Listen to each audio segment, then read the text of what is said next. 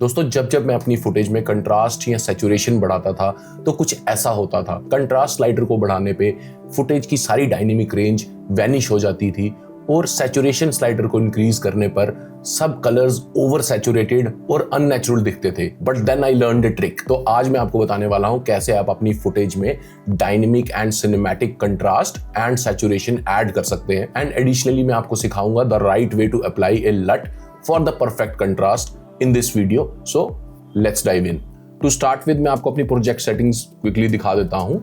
So master settings में अगर हम बात करें तो हमने टाइमलाइन रेजोल्यूशन को 4K रखा है, फ्रेम रेट को 25 बिकॉज उसी फ्रेम रेट पे मैं एक्सपोर्ट करने वाला हूँ। कलर मैनेजमेंट की बात कर लें तो same settings DaVinci YRGB, DaVinci wide gamut intermediate और आउटपुट कलर स्पेस में Rec 709 गामा 2.4 और हमने 3D लुकअप टेबल इंटरपोलेशन को टेट्राहेड्रल रखा है। सो ये हमारी सेटिंग्स हैं। We are going to create a few nodes. सबसे पहले मैं 2 नोड्स क्रिएट कर लेता हूँ एंड इसे लेबल कर लेता हूँ CST in and the last one will be CST out। सो सबसे पहले मैं इसके ऊपर कलर स्पेस ट्रांसफॉर्म अप्लाई करता हूँ और इनपुट कलर स्पेस में यहाँ पे सोनी S Gamut 3 Cine डालूंगा because it was shot on S-Log3 S Gamut 3 Cine और इनपुट गामा में S-Log3 डालूंगा। अगेन आउटपुट कलर स्पेस में हम यहाँ पे DaVinci वाइड गामेट और आउटपुट गामा में DaVinci इंटरमीडिएट डालेंगे। यहाँ पे हम टोन मैपिंग की सेटिंग को नहीं छेड़ेंगे। Then we'll go to the last node. यहाँ पे कलर स्पेस ट्रांसफॉर्मेशन को अप्लाई करेंगे DaVinci वाइड गामेट बिकॉज हमने इसको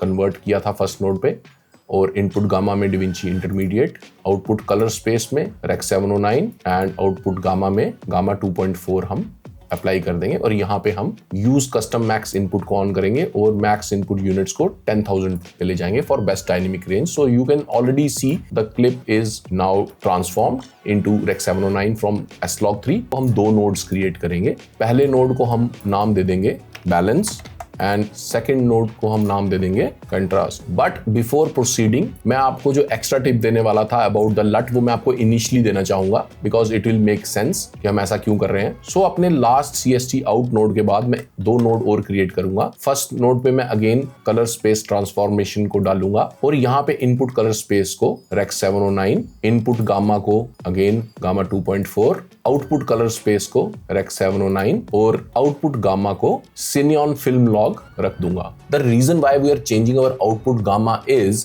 कि जो DaVinci Resolve के built in LUTs हैं they are made tuned to work on Cineon Film Log।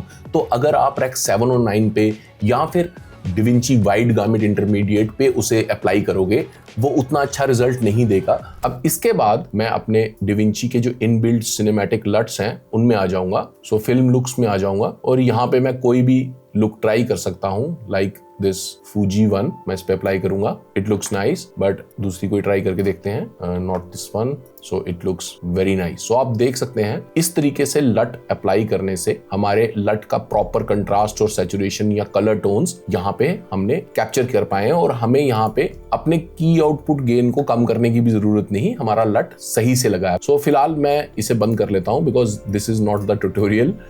इसके बारे में हम बात नहीं करने वाले। This is just one tip I wanted to give you.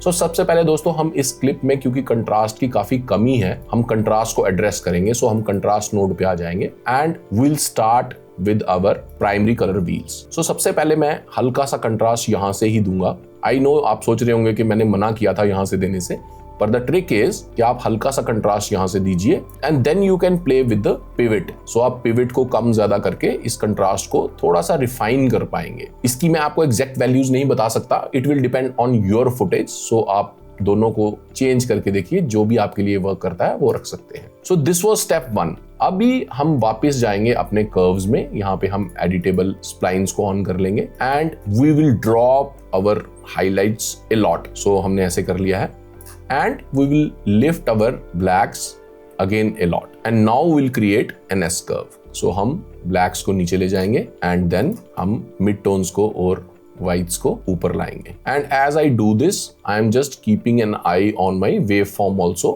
कि कोई भी highlights या shadows clip ना हो। so something around this looks fine। उसके बाद मैं दोबारा प्राइमरी व्हील्स में आ जाऊंगा। यहाँ पे मैं सबसे पहले गामा को रेज करूंगा बिकॉज मिड टोन्स में हमने हल्का सा एक्सपोजर लूज किया है by creating this curve. So मैं गामा को लिफ्ट करूंगा हल्का सा, and to bring down a bit of edginess, जो हाईलाइट में एक शार्पनेस है उसको डाउन करने के लिए मैं हल्का सा गेन को भी आप देख सकते हैं very subtly I am bringing it down. And finally I will bring down the lift it add, and finally मैं अपनी मिड टोन डिटेल्स को भी हल्का सा बूस्ट करूंगा जिससे कि माइक्रो कंट्रास्ट आता है in mid tones. So around about 5 और 6, ज्यादा नहीं करना है, very subtle. So if I have to show you the before and after by just adding contrast, so you can see this was our Rec 709 image और हमने ये achieve किया है। So it's quite a good healthy contrast. कहीं पे भी आपकी shadows में आप देख सकते हैं यहाँ पे आपकी डिटेल का लॉस नहीं हो रहा, हाइलाइट्स ड्रेसेस में, स्किन टोन में कहीं भी आपका इंफॉर्मेशन का लॉस नहीं हो रहा है। अब हम इसमें डायनेमिक कलर्स ऐड करना चाहते हैं। So will go to our balance node and before increasing और एडिंग एनी सैचुरेशन हम इसकी कलर को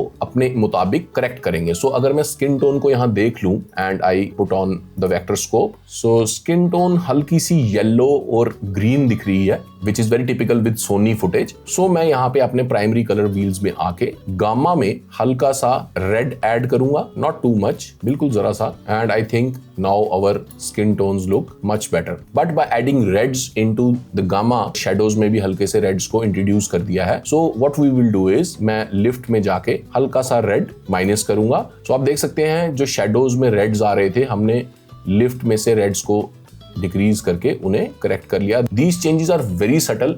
हो सकता है कि आपकी स्क्रीन पे ये विजिबल भी नहीं हो रहे हो। इसके बाद हम आ जाएंगे कर्व्स में और हम RGB कर्व को अनलिंक कर देंगे और इंडिविजुअल रेड, ग्रीन और ब्लू चैनल्स पे काम करेंगे। सबसे पहले मैं अपनी स्किन टोन को यहाँ पे फ्रीज कर लूंगा। उसके बाद मैं शेडोज में हल्का सा सियान ऐड करूंगा। उसके बाद मैं ग्रीन में आऊंगा एंड अगेन मैं ग्रीन भी हल्के से शेडोज में ऐड करूंगा टू कंपनसेट द रेड्स। इस प्रोसेस से आप टोटल कमांड में रहोगे कि आपकी फुटेज के किन पार्ट्स में कौन से कलर्स ऐड करने हैं या फिर सबट्रैक्ट करने हैं। इसके बाद दोस्तों to increase saturation I will create a new node और उसे मैं लेबल कर दूंगा सैचुरेशन। फिर मैं उस पर राइट क्लिक करके कलर स्पेस में आ जाऊंगा और उसकी कलर स्पेस को HSV में कन्वर्ट कर दूंगा। Then I will right click again और चैनल्स में आके चैनल 1 और चैनल 3 को ऑफ कर दूंगा। Now the amazing thing about doing this is कि आप अपने कर्व्स को यूज कर सकते हो सैचुरेशन टूल के तौर पे। आप देख सकते हो अगर मैं कर्व्स को हिला रहा हूं तो सैचुरेशन चेंज हो रही है। So by doing it this way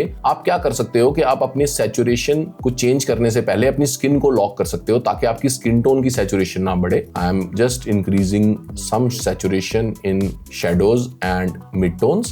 So by this I have gained some saturation without contaminating my skin tones. So if I have to show you a before and after, आप देख सकते हैं पहले ये ऐसा था काफी डल, अब हमारी इमेज में काफी सैचुरेशन आ गई है और वहां आई है जहां हम डालना चाहते थे। सब ग्रेडिंग करने के बाद अगर आप अपनी फुटेज को शार्पनिंग नहीं करेंगे तो आपका रिजल्ट काफी मडी दिखेगा बिकॉज इट्स S-Log3 फुटेज और उसमें उतनी शार्पनिंग नहीं रहती है। एंड देन पीपल कंप्लेंट कि जब हम अपनी फुटेज को पोस्ट करते हैं वो सॉफ्ट दिखती है। So let's sharpen our footage for the output. So हम यहाँ पे एक नया नोड बना लेते हैं CST आउट के बाद और इसे नाम दे देते हैं sharpen and then will right click and add matte and अपने फुटेज के नाम को क्लिक कर लेंगे। सो उसके बाद मैं अपनी शार्पनिंग लेयर पे आऊंगा, ब्लर एंड शार्पनिंग में आके शार्पनिंग में जाऊंगा और अपनी शार्पनिंग को रिड्यूस करूंगा around about 47 and this image is ready to be exported. And similarly I'll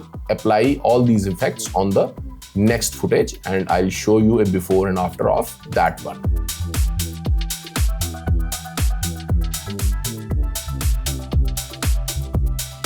और दोस्तों अगर आप भी ये मिस्टेक्स अपनी कलर ग्रेडिंग में कर रहे थे तो मुझे लगता है अब आपको 5 मिस्टेक्स और जाननी चाहिए जो यूजुअली कलर ग्रेडिंग आर्टिस्ट करते हैं।